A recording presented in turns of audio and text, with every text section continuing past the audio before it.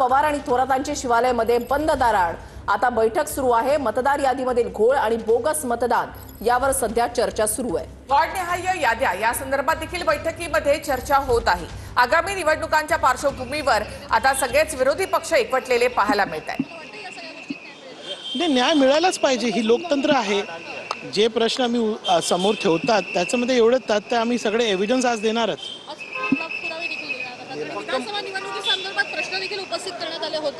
संपूर्ण प्रश्न जे आज आपल्या समोर परिस्थिती आलेली आहे, इलेक्शन कमिशन बद्दल जी लोकांमध्ये भ्रम पैदा झालेला आहे, ते सगळं घेऊन आम्ही तिथे राज्य निवडणूक आयोगाला पण भेटणार आहात का?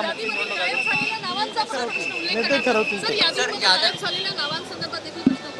आता बघा, नेते आतमध्ये आहेत, निवेदन त्यांच्याकडे आहे, तर त्याची संपूर्ण माहिती आणि भूमिका नेते इथे येऊन देतील। एक प्रश्न आहे की राज ठाकरे या शिष्टमंडळात आहेत, तर नेमकं तुमचं काय म्हणणं आहे? महाराष्ट्रासाठी जे लोक एकत्र येतील ते सर्व लोकांचं मत आम्ही आहात। या शिष्टमंडळामध्ये आता सहभागी होते रईस शेख या ठिकाणी पोहोचलेले आहेत। पुढच्या काही मिनिटांमध्ये सगळे नेते हे अधिकाऱ्यांची भेट घेण्यासाठी म्हणून मंत्रालयामध्ये जातील। तरी दोन दृश्य आपण पाहताय। सर्वपक्ष शिष्टमंडळाची शिवालयामध्ये एकीकडे बैठक सुरू आहे आणि दुसरीकडे निवडणूक आयुक्त कार्यालयामध्ये सुद्धा अधिकाऱ्यांची बैठक सुरू आहे। काही वेळात सर्वपक्ष शिष्टमंडळ हे निवडणूक आयुक्त कार्यालयामध्ये पोहोचणार आहेत, त्यांच्याकडून निवेदन दिलं जाणार आहे। एक चर्चा जी आहे ती यावेळेला केली जाईल आणि त्या अनुषंगाने निवडणूक आयुक्त कार्यालयामध्ये सुद्धा अधिकाऱ्यांच्या बैठकीला सुरुवात झालेली आहे। पुन्हा एकदा थेट जाऊयात आमचे प्रतिनिधी अक्षय मंकणी यांच्याकडे। अक्षय, निवडणूक आयुक्त कार्यालयामध्ये देखील अधिकाऱ्यांची बैठक सुरू आहे।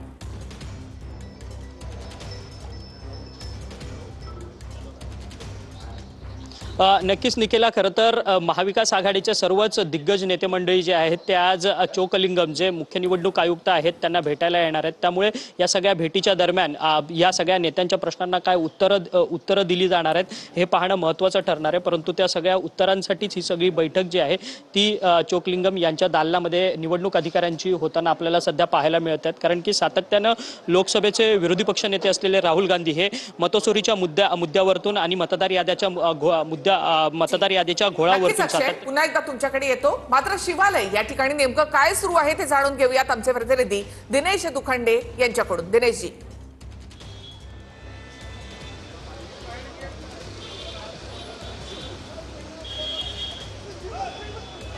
बघा, शिवसेना उभाटाचं मुख्य मध्यवर्ती कार्यालय शिवालय इथे महाविकास आघाडीचे सगळे नेते आणि मनसे अध्यक्ष राज ठाकरे हे पोहोचलेले आहेत आणि थोड्याच वेळात इथून हे सगळे नेते राज्य निवडणूक आयोगाच्या कार्यालयाला जातील आणि मतदार याद्यांसंदर्भात त्यांचा असलेला संशय, मतदार याद्यांची पुनर्रचना करा, असे अनेक मुद्दे या निमित्तानं राज्य निवडणूक आयुक्तांकडे मांडले जातील। कारण स्थानिक स्वराज्य संस्थांच्या निवडणुकांमध्ये मतदार याद्यांचा घोळ हा मुद्दा सध्या विरोधी पक्षानं लावून धरलेला आहे।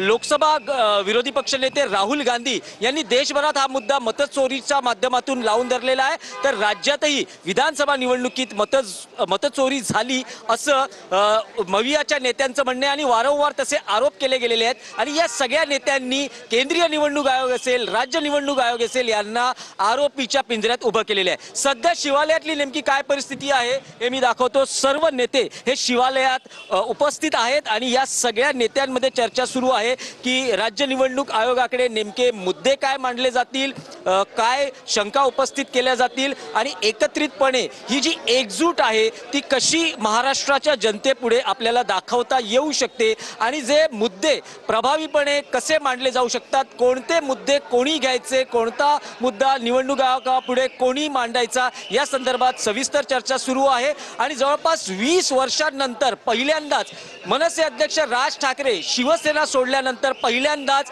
शिवालय या कार्यालयात आलेले आहेत, ही एक वेगळी गोष्ट आहे। आणि सगळ्यात महत्त्वाचं, शरद पवार हे सुद्धा मंत्रालयात जाणार आहेत आणि जवळपास 13 वर्षांनी शरद पवार हे काही कामानिमित्त म्हणजेच राज्य निवडणूक आयोगाची भेट घेण्याच्या कामानिमित्त मंत्रालयात जाणार आहेत। ह्या दोन वेगळ्या किंवा निश्चित वेगळे म्हणजे आपण ठळक वैशिष्ट्य असं म्हणू शकतो अशा या गोष्टी आहेत। थोड्याच वेळात हे सगळे नेते निघत आहेत आणि बघू शकतो ही सध्याची लगबग आहे। शिवालय या शिवसेनेच्या कार्यालयाबाहेरील नेते बाहेर निघत आहेत। संजय राऊत हे वाय बी चव्हाण सेंटरला जाणार आहेत. पत्रकार परिषदेच्या आयोजनाची जबाबदारी संजय राऊत यांच्यावर आहे आणि हे सगळे नेते निघतील राज्य निवडणूक आयोग कार्यालयाकडे. ही सध्याची थेट दृश्य आपण तर निवडणूक अधिकाऱ्यांच्या भेटीसाठी आता शिवालयामधून नेते निघत आहेत. काही वेळासाठी साधारणतः 15 मिनिटांसाठी बैठक या ठिकाणी झालेली आहे आणि आता हे नेत्यांचं महाविकास आघाडीमधले नेते आणि राज ठाकरे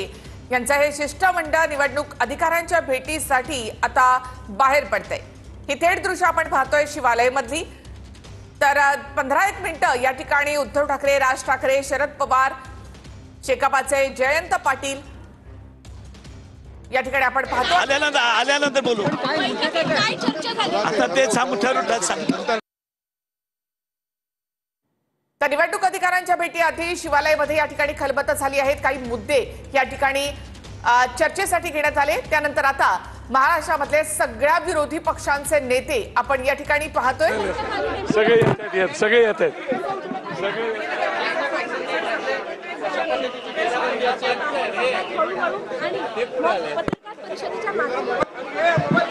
पवार, तसं जयंत पाटील, अनिल देशमुख हे देखील यामध्ये आहेत. सगळे नेते आता निवडणूक अधिकाऱ्यांची भेट घेण्यासाठी जाणार आहेत. एक निवेदन